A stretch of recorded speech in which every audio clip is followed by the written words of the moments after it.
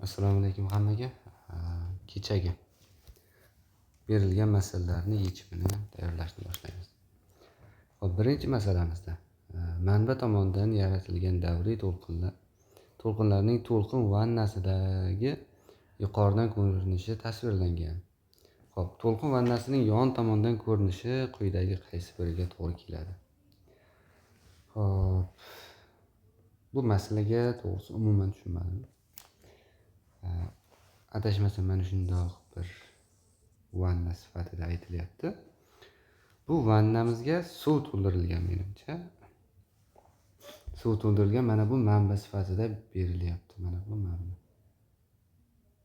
Bu davriy ravishda bu qizil chiziqda chizganimiz mana shu manba tebranib turadi. Tebranish hisobiga suvni to'lqinlantiradi.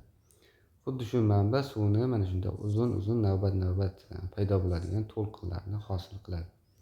Bu to'lqinlar mana shu yo'nalishda sekin harakatlanib boradi. Men masala shartini o'qib xuddi shunday tushundim. Bu to'lqinlar mana shunday harakatlanib ketayotgan bo'lsa, yon tomondan vannaning ko'rinishi qanday? Ya'ni mana bu yon tarafidan ko'z bilan kuzatadigan bo'lsak, biz qanday ko'rinishni kuzatamiz? Shunga javob berishimiz kerak ekan. Hop, javoblar ham bir g'alati ko'rinishda. Bu yerda hech qanday fizik ma'no ko'rmayapman to'g'risi savolda. Hop, mana bu yerda bundoq javobni tahlil qilishga harakat qilib ko'rsak, bundoq to'lqin tebranayotgan bo'lsa, bu mana bu to'siq qandaydir ma'noda to'lqinni tebranishini biroz bo'lsa-da o'zgartiradi. Mana bu yerda aynan nima demoqchi? Hop, yoki mana bu to'siq vannamizni bitta o'rtasida borda, bu yog'iga tekis ketgan, bu tarafda hech qanday to'siq yo'q demoqchiman. Yoki ayni mana shu g'ish bilan ko'rsatilgan kichik bir to'siqcha.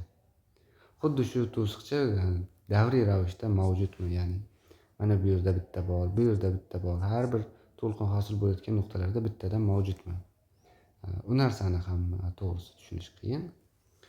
Mana bu ikkinchi variantni ko'radigan bo'lsak, mana bu yerda bitta to'siq doimiy ravishda davom etib, bu yoqda to'siq demoqchimi? Yoki xuddi mana shu ikkita bir baland, bir do'ng, bir baland, bir past bo'lgan to'siqlardan ketma-ket ravishda joylashtirilganmi?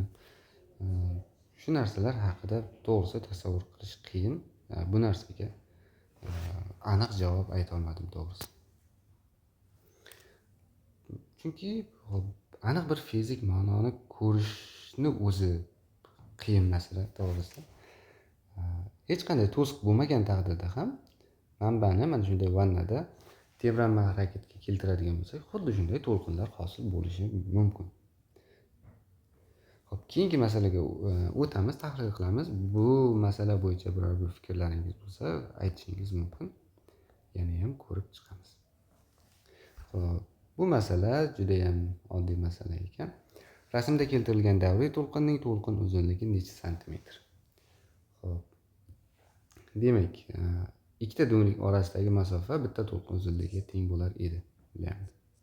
Bizda ikkita do'nglik orasi, uchta do'nglik orasi berilgan, ya'ni ikkita oraliq, bu ham lambda. Ikkita lambdan o'zi 20 cm ekan. Demak, lambda to'lqin uzunligi bu 10 cm chiqadi. 10 cm. Mana bu birinchi javobni oson belgilab ketishimiz mumkin. Xo'p, keyingi masalaga o'tamiz. Birinchi rasmda ko'rsatilgan Frank-Gers tajribasi qurilmasida vodorod gazi bilan to'ldirilgan kameraga E1 energiya bilan kirgan elektron kameradan E2 energiya bilan tark etadi. Vodorod atomining ayrim energetik sathlari ikkinchi rasmda keltirilgan. Xo'p, bunga ko'ra E1 minus E2 farq quyidagi qiymatlardan qaysi biriga teng bo'ladi? Xo'p, bu masalani batafsilroq tahlil qilishga harakat qilamiz. Ya'ni vodorod atomining energetik sathlari bilan birga. Xo'p. Vodorodning yadrosi bo'lsin. Mana bu yerda elektron aylanma harakat qilyapti. Birinchi sathni yaqinroq chizaylik. Mana bu yerda yana bitta emas, o'zi sathlarda vodorodda bittagina elektron bo'ladi o'zi. agarda elektron mana bu birinchi sathda harakatlanayotgan bo'lsa, Y1 teng minusdan 13,6 elektron volt energiyaga ega. Ya'ni elektron va atom orasidagi ta'sir potensial energiyasi minus 13,6 elektron voltga teng. Mana bu yerda ham 13,6 elektron volt deb yozib qo'yibdi. Bu yerda chizma shu narsani anglatadiki, mana bu bizda ya'ni asosiy sathda aylanayotgan, o'sha asosiy sathda aylanib turgan elektronni mana bu yerda xira ko'ringan ionizatsiya deb yozilgan.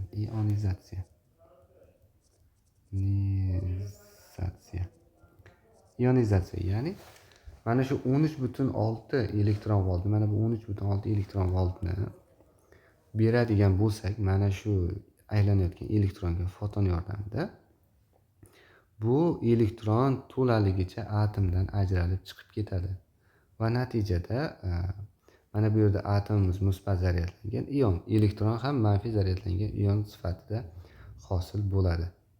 Shuning uchun ionizatsiya, ya'ni ionlashish deb yozilgan bu yerga. Xo'p, mana bu yerdagi 13,06 yozilgan. 13,6 elektron volt.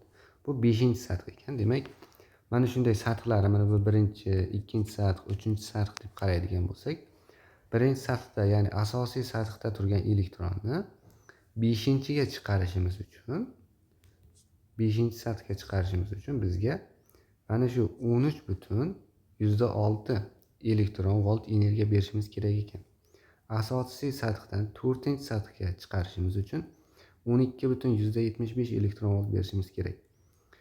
Asosiy sathdan 3-ga chiqarish uchun esa 12,10 elektron volt energiya berishimiz kerak.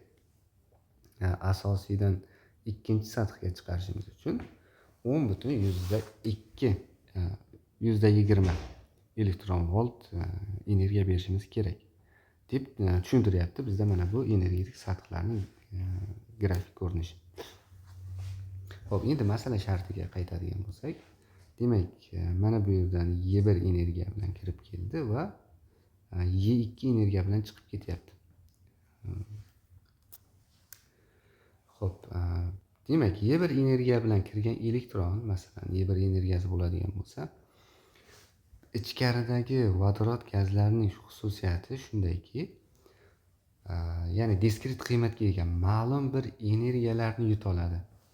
Mana bu grafikda berilgan 10,2 yoki 10,20 elektron volt energiyani yutishi mumkin yoki 12,1, 12,75, 13,6, 13,6 elektron volt energiyalarini yutishi mumkin.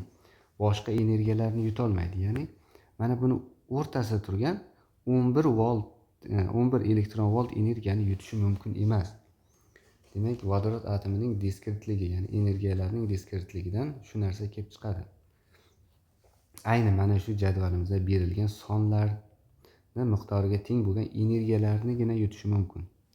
Shu sababli mana shu berilgan sonlarning ayirmasiga teng bo'la oladi Y1 minus Y2. Mana shu sonlar bo'lishi mumkin. Demak, javoblarimizni tekshiradigan bo'lsak, birinchisida aytayapti, mana bu ayirmamiz 12,1. Mana bu oraliqqa to'g'ri kelyapti. Demak, birinchisi to'g'ri. Mana shu energiyani yutib, ayirma energiya Y1 minus Y2 12,1 elektron volt bo'lishi mumkin. Ikkinchisida 12,50 deyapti. E'tibor beradigan bo'lsak, mana bu sonlarda hech birida 12,50 yo'q. 12,10 bilan 12,75 orasida joylashib qolyapti 12,50. Shu sababli bu bo'lishi mumkin emas. 12,50 bo'lib qola olmaydi. Demak, bu xato bo'ldi. Uchinchisi 0 bo'lishi mumkin. 0 bo'lishi mumkin, to'g'ri. Nimaga? Chunki hech qanday elektronga urilmasdan turib, ya'ni vodorod atomlariga urilmasdan turib, elektron to'g'ridan to'g'ri chiqib ketishi mumkin. Ana shu holatda hech bir elektronni qo'zg'algan holatga o'tkazmaydi va ayirma 0 ga teng bo'lib qoladi. Shu sababli bu ham bo'lishi mumkin. Demak, mana shu javobimiz to'g'ri bo'ldi. Xo'p, keyingi masalaga o'tamiz. Oq yorug'lik nuri vodorod gaziga yo'naltiriladi va gazdan chiqayotganda yorug'lik nuri prizmada o'tib fotoplyonkaga tushiriladi. Xo'p, spektrda qora chiziqlar ko'zga tashlanadi. Demak, spektr hosil qilinyapti. Mana bu yerda vodorod gazi qamalgan bitta idish bor. Demak, mana bu yerda vodorod gazi qamalgan va bu vodorod gaziga oq yorug'lik nuri tushirilmoqda. Oq yorug'lik nuri tushirilib, vodorod gazidan o'tadi va prizma yo'liga prizma qo'yamiz va prizmada vodorod gazidan o'tgan nurlarni spektrlarga ajratamiz. Turli xil to'lqin uzunliklariga ko'ra bular ajralib qoladi. Ana shu ajralishlar orasida qora chiziqlar ham mavjud ekan. Ana shu narsa kuzatilibdi. Xo'p, ushbu fikrlarning qaysi biri yoki qaysilari to'g'ri? Demak, ana shu qora chiziqlar uchun turli xil fikrlar aytilgan. Shularni qaysi biri to'g'ri, qaysilari xato aytib tushuntirib o'tishimiz kerak. Xo'p, mana bu yerda oq yorug'lik bo'lganligi sababli masalani bir boshdan tahlil qilaylik. Oq yorug'lik mavjud bo'lganligi sababli oq yorug'likni tarkibida turli xil to'lqin uzunlikdagi nurlar mavjud. Ya'ni bizni ko'zimiz ko'radigan turli xil to'lqin uzunliklarga mos keladigan nurlar bor va ularni har biri o'ziga mos keladigan turli xil qiymatlarni egallaydi. H taqsim lambda bilan hisoblardik fotonning energiyasini. Demak, oq yorug'lik tarkibida turli xil to'lqin uzunliklar bilan turli xil energiyalar kelib chiqadi. Judayam ko'p sondagi fotonlar mavjud va ularni hammasi to'lqin uzunligiga mos keladigan energiyalarga ega. Undan keyin mana bu gaz, ya'ni vodorod gazi tarkibidagi atomlarga mana shu nurlar tushishi natijasida, mana bu yenol deb qo'ying. Ana shu yenol bizni yuqorida ko'rib o'tgan mana bu sonlarimiz bor-ku, 10.2, 12.1, 12.175, 13.6, 13.6 elektron volt. Ana shu energiyalarga mos kelib qolsa, ya'ni agar mana shu Y1 ga yoki Y2 ga, Y3 ga, Y4 ga, Y5 ga va hokazo ayni shu energiyalarga mos kelib qolganlari to'laligicha gazda yutiladi.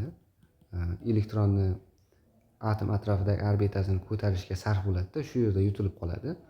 Mos kelmaydiganlari o'tib ketib, spektrlarni hosil qiladi. Va ayni mos kelib qolgan joyda yutilganlari hech qanday energiya bermaganligi sababli mana bu yerda qora chiziqlarni hosil qiladi. Xo'p, endi shularni bilgan holatda, demak, mana bu fikrlarni o'qiymiz. Birinchi fikr: qora uzuq chiziqlarga mos keladigan to'lqin uzunligidagi yorug'lik nuri vodorod gazi yutadi. Demak, mana shu hozir aytib o'tganimiz. Demak, qaysi energiyaga mos kelgan to'lqin uzunligi, ya'ni har biri o'zini lambda 3 ga, mana bu lambda 4 ga, mana bu esa lambda 2 energiyaga, lambda 1, har biri o'zini mos to'lqin uzunliklariga mavjud. Va mana shu to'lqin uzunligiga mos kelib qolgani vodorod gazi tomonidan yutilgan va mana bu yerda qora spektrni hosil qilyapti deb aytib o'tyapti. Demak, birinchisi to'g'ri. Birinchisini to'g'ri deb belgilab qo'yamiz.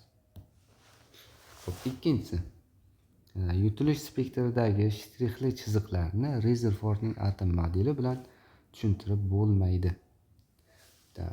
Xo'p, bu ham to'g'ri.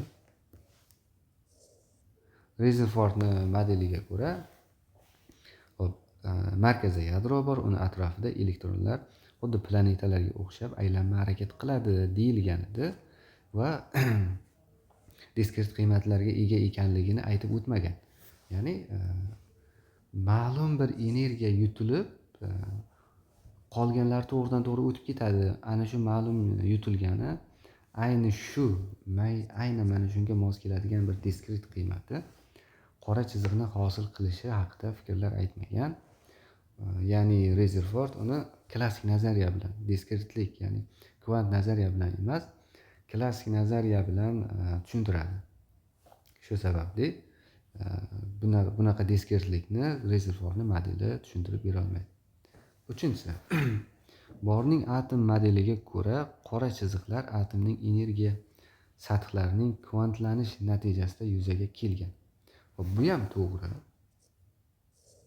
Ana shu bor, demak, mana shu sathlarni ayni bir energiyalarga ega ekanligini aytib o'tadi. Ya'ni mana shu atom bo'ladigan bo'lsa, unga aynan mos keladigan Y1 energiya, Y2 energiya, ayni ana shu Y1, Y2 ga mos keladigan energiyalarnigina yuta oladi, boshqalarini yutmaydi. Masalan, Y1 Y1 plus Y2 mana shu birinchi va ikkinchi sathdagi potensial energiyalarni o'rtacha qiymatiga mos keladigan energiyani yutmaydi. Yoki 3 ga bo'linmasi, xullas va hokazo. Yoki Y1 taqsim 3, Y1 taqsim 7 shunga o'xshash qiymatlarni yutmaydi. Faqat o'zini ma'lum bir energiyalari bor.